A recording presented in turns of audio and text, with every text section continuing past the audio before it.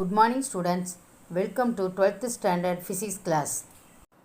Students, today's topic is on magnetic field due to current carrying straight wire. ஒரு straight wireல போகக்கூடிய கரண்ட்னால ஏற்படக்கூடிய magnetic field பற்றி பார்க்குறோம்.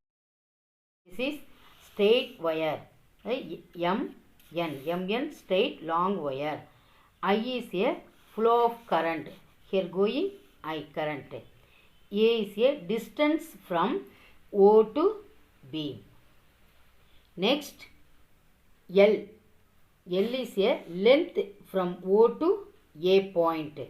So, theta is a angle. Here forming a angle. Okay. Next, DL. This DL means very small length, the element length. The R is distance from A to B. Okay. Students, now applying Savart law, by a Savart law. So dB vector is equal to mu naught I dl vector n unit sin theta by 4 by r square. This is by a Savart law.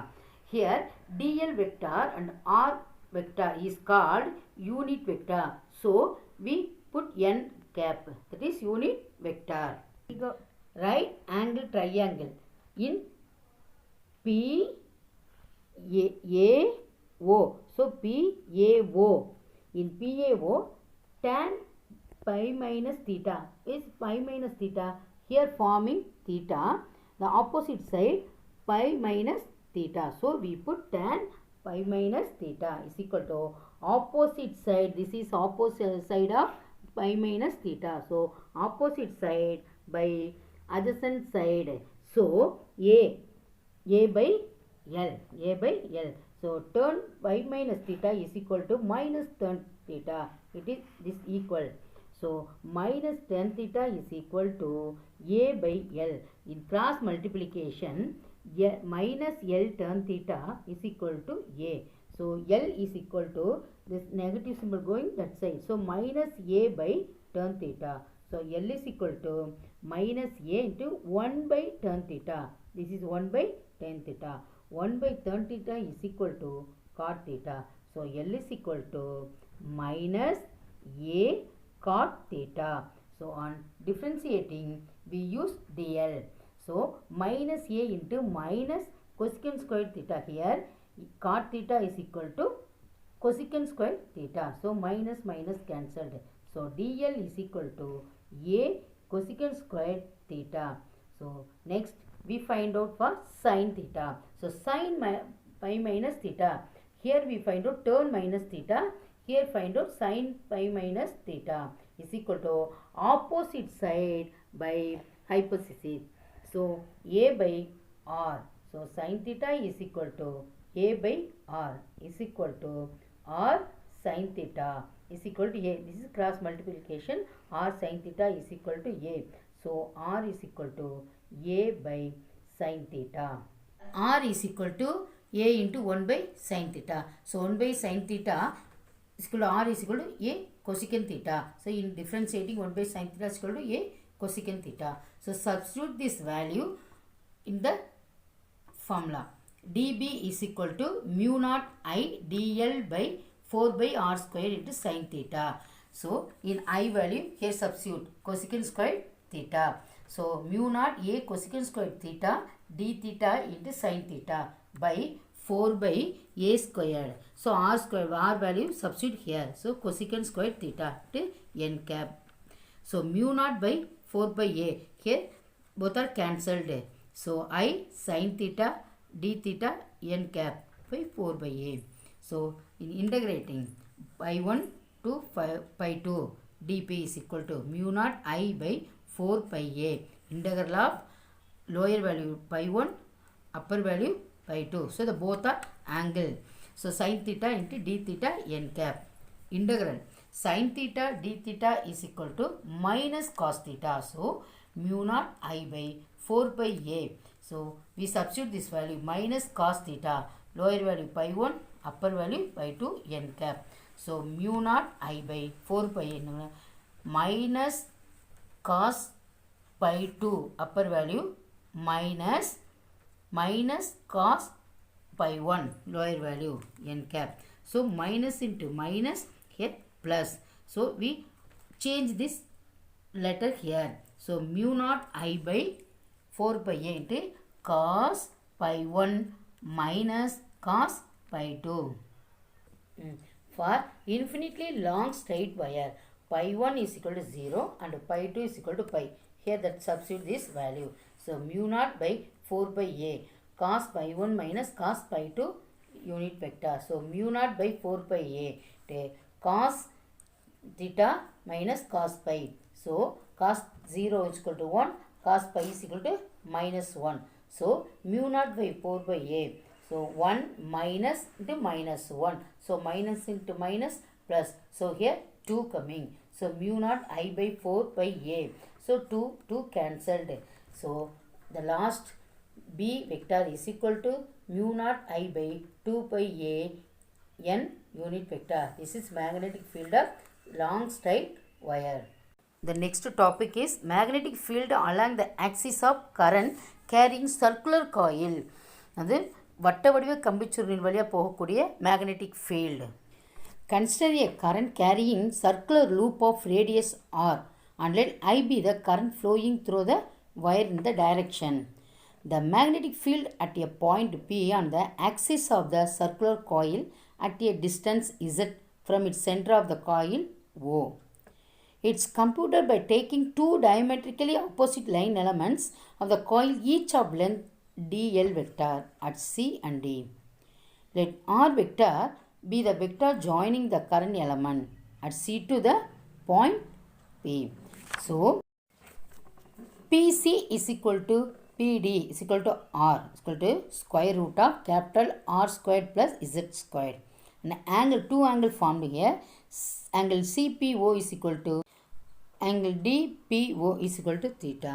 According to Biot-Savart's law, the magnetic field at point P due to the current element IDL vector is dB vector is equal to mu naught I by 4 by into dl vector into R unit vector by R squared. Here R squared means distance. The magnitude of magnetic field due to current element IDL at C and D are equal because of equal distance from the coil.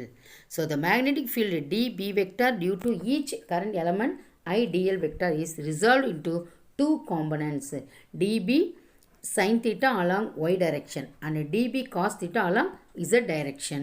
So dB is equal to mu naught I by 4 by dl into 1 sin 90 by r square. 90 means right angle. So dB is equal to mu naught by 4 by I dl by r squared. So B vector is equal to integral of dB vector is equal to integral of dB cos theta k unit vector. B is equal to mu naught I by 4 by integral of dl by r squared cos theta k unit vector. Components cancel each other. So B vector is equal to integral of dB vector is equal to integral of dB cos theta k unit vector. Okay. Integral of mu naught I. We substitute this value mu naught I by 4 by dl by r square. So we take out here mu naught by 4 by dl by r square cos theta. So mu naught by 4 by integral of dl by z plus r square. Already I said you L r is equal to z squared plus r squared. So r capital R by square root of z squared plus r square k cap. So integrates dI is equal to 0 to 2 pi r. So it is a circular coil. That's why 0 to 2 pi r. So mu naught I by 4 by. So substitute this value here. Di 2 pi r into r by z squared plus s squared. Already square root plus r. So 1. R value 1. So 3 by 2. So 2 pi 4 pi cancelled. Remaining 2. So vector B is equal to mu naught I r into r square by 2 into z squared plus r square 3 by 2 k unit vector. This is finally equation for in circular coil magnetic field. The topic is Ampere's circuit law. Line integral of the magnetic field B around any closed path is equal to mu naught times the total current crossing the area bounded by the closed circuit. Mathematically, we can write in closed integral of vector b dot dl vector is equal to mu naught in. அது enclosed. Okay. The next topic is solenoid. A solenoid is a long coil of wire closely wound in the form of helix as shown in the figure. Helix means சுருள் வடிவில் சுற்றப்பட்டது. When electric current is passed through the solenoid, the magnetic field is produced.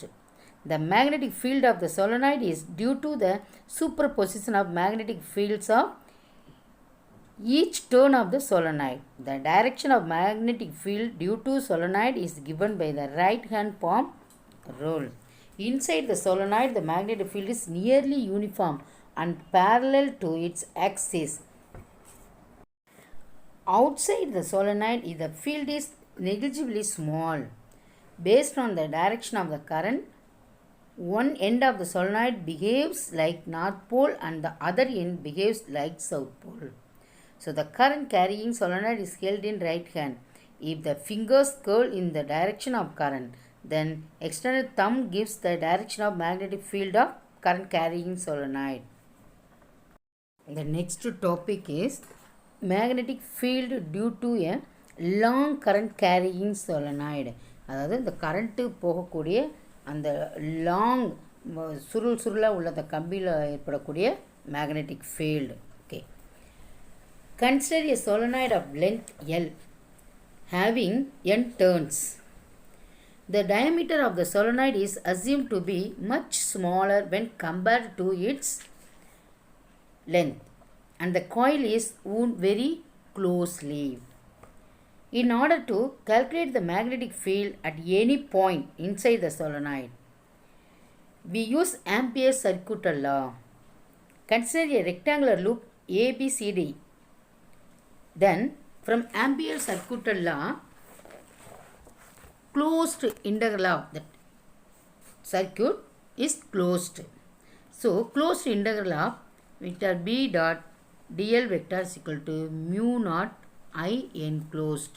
So, we take small length only. So, the h part, right? H part. So, the dotted points out. Crossed point points in. Okay. So, here mu naught into total current enclosed by Amperian loop. That is loop. The closed circuit is loop.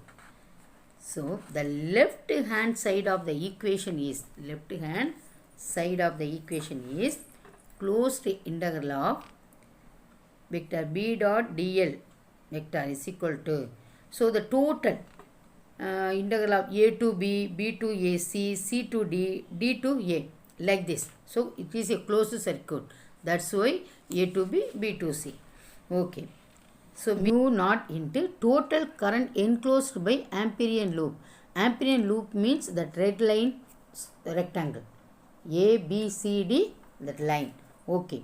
Now, the left hand side of the equation is closed integral of C, B dot dl vector is equal to total Amperian loop. So, since the elemental lengths along BC and D are perpendicular to the magnetic field, which is along the axis of the solenoid, the integrals of closed integral of C B vector dot dl is equal to integral of A to B B dot dl vector plus B to C B dot dl vector plus C to D B vector into dl plus A to D B dot dl vector. So, we write like this. It is a total Amperian loop. Total. Okay. Since the magnetic field outside the solenoid is 0. So, integral of B to C. B vector B dot dl vector is equal to B to C modulus B vector dl cos 90 degree is equal to 0. With cos 90 degree, the formed angle is 90 degree. So, integral of d to a B vector dot dl is equal to 0. So since the magnetic field outside solenoid is 0, the integral C to D B dot dl is equal to 0.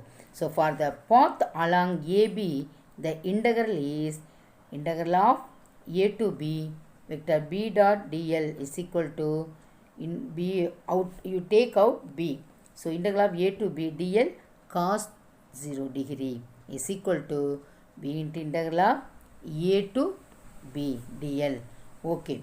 So where the length of the loop AB is, so in the figure, is height. But the choice of the length of the loop AB is arbitrary. We can take very large loops such that it's equal to the length of the solenoid. So L. Therefore, the integral is integral of A to B vector B dot dl vector is equal to B L. This is H part. Yes. N I be the current passing through the solenoid of N turns. N turns. Then integral of A to B. The magnetic field outside 0, we know very well. Integral of B dot dl is equal to BL. So B is equal to mu naught Ni by L. Here n by L is equal to small n. So B is equal to mu naught Ni. Here number of turns per unit length. Since small n is a constant for a given solenoid and mu naught is also constant. For a fixed current I, the magnetic field inside the solenoid is also a constant. That's all. Next, toroid. A solenoid is bent in such a way its end are joined together to form a closed ring shape is called a toroid, which is shown in the figure. The magnetic field has constant magnitude inside the toroid, whereas in the interior region and exterior region the magnetic field is 0. So both are, the magnetic field is 0. Open space interior to the toroid. Let us calculate the magnetic field BP at point B. We construct an Amperian loop I of radius R1 around that point P. For simplicity, we take circular loop so that the length of the loop is circumference. So Ampere's circular law for the loop 1 is L1 is equal to 2 pi R1. Next, Lorentz force. When an electric charge Q is kept at rest in a magnetic field, no force acts on it. At the same time, if the charge moves in the magnetic field, it experiences a force. This force is different from Coulomb force. F is equal to Q into V vector into B vector, product of velocity and magnetic field. In general, if the charge is moving in both the electric and magnetic fields, the total force experienced by the charge is given by vector F is equal to Q E vector plus Q into V vector into B vector. So F force, Q electric charge, E external electric field, V velocity, B magnetic field. F is directly proportional to the magnetic field B vector. F vector is directly proportional to the velocity V vector. Vector F is directly proportional to sin the angle between the velocity and magnetic field. Vector F is directly proportional to the magnitude of the charge Q. The direction of F is always perpendicular to vector V and B, as F is the cross product of vector V and B. The direction of Fm on negative charge is opposite to the direction of Fm vector. On positive charge, provided other factors are identical. Next topic is cyclotron. Cyclotron is a device used to extract the charged particles to gain large kinetic energy. It is also called as high energy accelerator. It was invented by Lorentz and Livingston in 1934. Principle: when a charged particle moves normal to the magnetic field, it experience magnetic Lorentz force. Next, construction. The schematic diagram of cyclotron is shown in the figure. The particles are allowed to move in between two semicircular metal containers called discs. Disc means hollow D-shaped object. Discs are enclosed in an evacuated chamber and it's kept in a region with uniform magnetic field controlled by an electromagnet, the D-safe part. The direction magnetic field is normal to the plane of the disc. The two discs are kept separated with a gap and the source S is placed at the center in the gap between the discs. These are connected to high frequency alternating potential difference. Next, working. Let us assume that the ion ejected from source S is positively charged. As soon as ion is ejected, it is accelerated towards a D, which has negative potential at the time. Since the magnetic field is normal to the plane of the disc, the ion undergoes circular path. After one semicircular path in D1, the ion reaches the gap between discs. At this time, the polarities of the discs are reversed so that the ion is now accelerated towards D2 with a greater velocity. For the circular motion, the centripetal force of the charged particle Q is provided by Lorentz force. B squared by R is equal to QVB. So R is equal to, in cross multiplication, M by QB into V. So R directly proportional to V. Above this equation, the increase in velocity increases the radius of circular path. The process continues and hence the particles undergo spiral path of increasing radius. Once it reaches near the edge, it is taken out with the help of deflector plate and allowed to hit the target T. So very important conditions in cyclotron operation is the resonance condition. It happens when the frequency F at which the positive ion circulates in the magnetic field must be equal to the constant frequency of the electric oscillator F. Oscillation is equal to QB by 2 by M. So the time period of oscillation is T is equal to 2 by M by QB. So the kinetic energy of the charged particle is KE is equal to half mv square is equal to Q squared B squared R squared by 2m. Okay. This is working of cyclotron. Next, moving coil galvanometer. Nagarakudiya galvanometer. Moving coil galvanometer is a device which is used to indicate the flow of current in an electrical circuit. Principle. When a current carrying loop is placed in a uniform magnetic field, it experiences a torque. Construction. A moving coil galvanometer consists of a rectangular coil PQRS of insulated thin copper wire. The coil contains a large number of turns wound over a light metallic frame. Cylindrical soft iron core is placed symmetrically inside the coil. The rectangular coil is suspended freely between two pole pieces of a horseshoe magnet.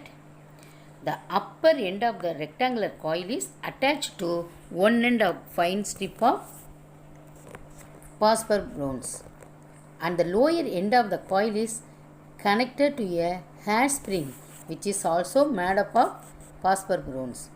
In a fine suspension strip W, a small plane mirror is attached in order to measure the deflection of the coil with the help of lamp and scale arrangement. The other end of the mirror is connected to a torsion head T. In order to pass electric current through the galvanometer, the suspension strip W and the spring S are connected to terminals. working or theory. Consider a single turn of the rectangular coil PQRS whose length be L and breadth B. PQ is equal to RS is equal to L and QR is equal to SP is equal to B. Let I be the electric current flowing through the rectangular coil PQRS. The horseshoe magnet has hemispherical magnet poles which produces a radial magnetic field. Due to this radial field, the sides QR and SP are always parallel to the B field and experience no force. The sides PQ and RS are always parallel to the B field and experience force, and due to this torque is produced. For single turn, the deflection couple shown in the figure, torque is equal to small b F is equal to BBIL is equal to LB, BI is equal to ABI. The area of the coil capital A is equal to LB. Rectangle no, so LB. For coil with n turns, we get torque is equal to capital N, capital A, capital B, capital I. So NABI. Due to this deflecting torque, the coil gets twisted and restoring torque is developed. Hence, the magnitude of restoring couple is proportional to the amount of twist theta. Thus, torque is equal to K theta. K is the restoring couple per unit twist or torsional constant of the spring. At equilibrium, the deflection couple is equal to the restoring couple. Therefore, by comparing equation, NABI is equal to K theta, here C theta. Okay, I is equal to K by NAB theta. So, CK, everything is constant. So, where G is equal to K by NAB is called galvanometer constant or current reduction factor of the galvanometer. So, CK or galvanometer constant. Okay, since suspended moving coil galvanometer is very sensitive, we have to handle with high care while doing experiments. Most of the galvanometer we use are pointer type moving coil galvanometer. That's all. The next topic is galvanometer into an ammeter. Ammeter is an instrument used to measure current flowing in the electrical circuit. The ammeter must offer low resistance such that it will not change the current passing through it. So, ammeter is connected in series to measure the circuit current.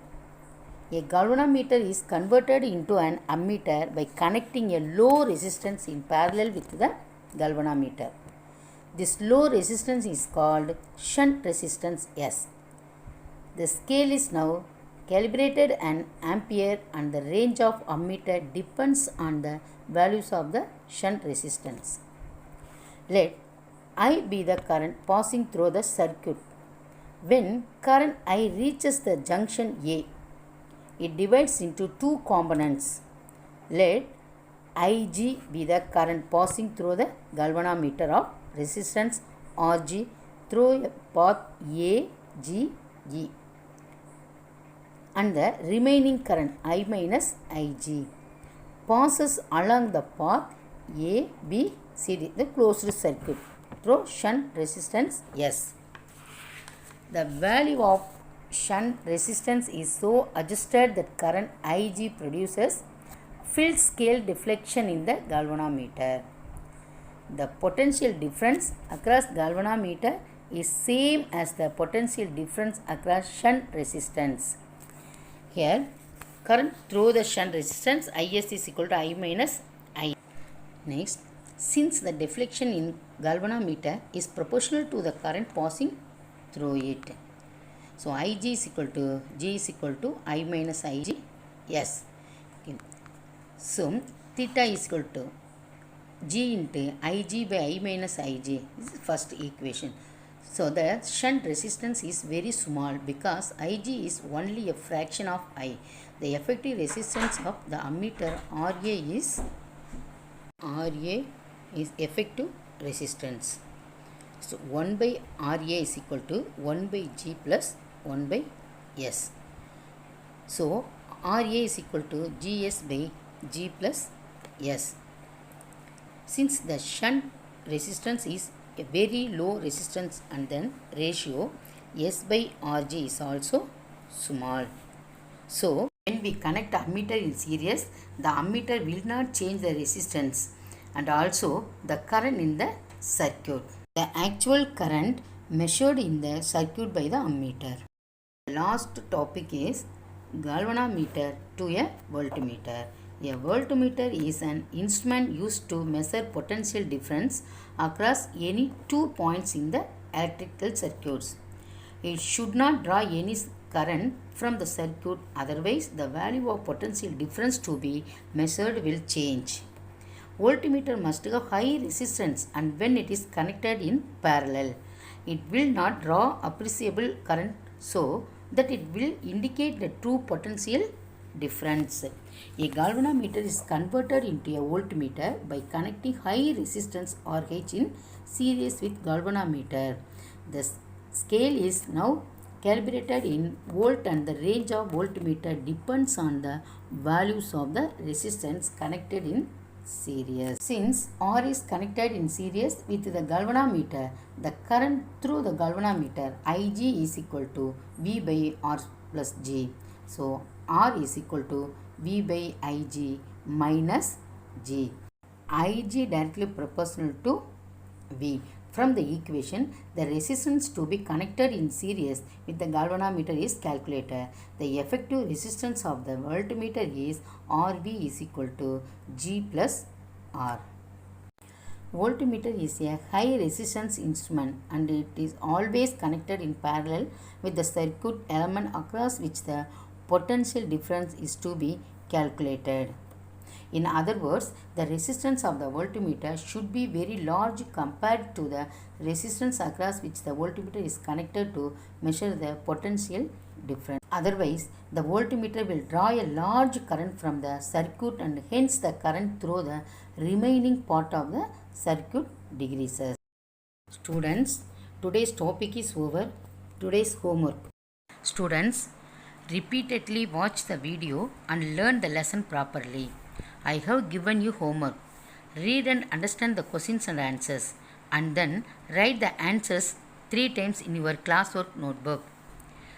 After writing, you send me the answers to my WhatsApp number.